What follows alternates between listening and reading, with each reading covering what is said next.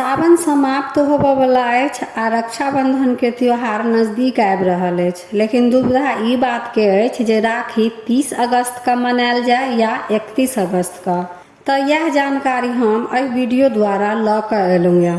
हम स्वागत करै छी अपन यूट्यूब चैनल मिथिला के नगरिया में। एहि चैनल पर मिथिलांचल से जुड़ल हर पावनि तिहार के जानकारी, धार्मिक कथा आ पूजा पाठ से जुड़ल उपाय भेटत। तऽ एहि सब के जानकारी चाहे छी तऽ चैनल के सब्सक्राइब कऽ लिअ आ नोटिफिकेशन सेहो ऑन कऽ लिअ, ताकि हम कोनो नया वीडियो डालब तऽ सबसे पहले पहुंचत अहां तक। रक्षाबंधन के त्योहार हर साल पूर्णिमा का मनायल जाइए।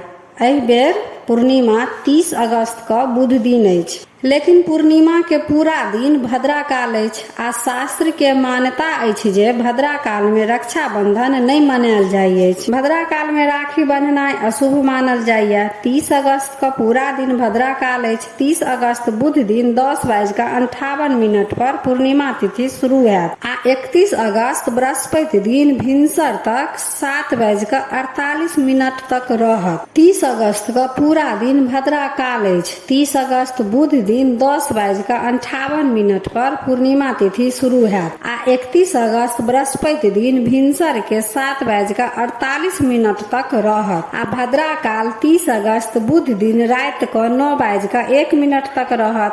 तब बुध दिन पूरा दिन भद्रा काल रहत। तब भद्रा काल में राखी बंधनाई अशुभ मानल जाइए। तऽ रात के 9 बजे के बाद राखी बांध सकै छी, लेकिन मान्यता इहो अछि जे सूर्यास्त के बाद राखी बंधनाई शुभ नहीं मानल जाइए। तऽ रक्षाबंधन 31 अगस्त बृहस्पति दिन का मनायल जात।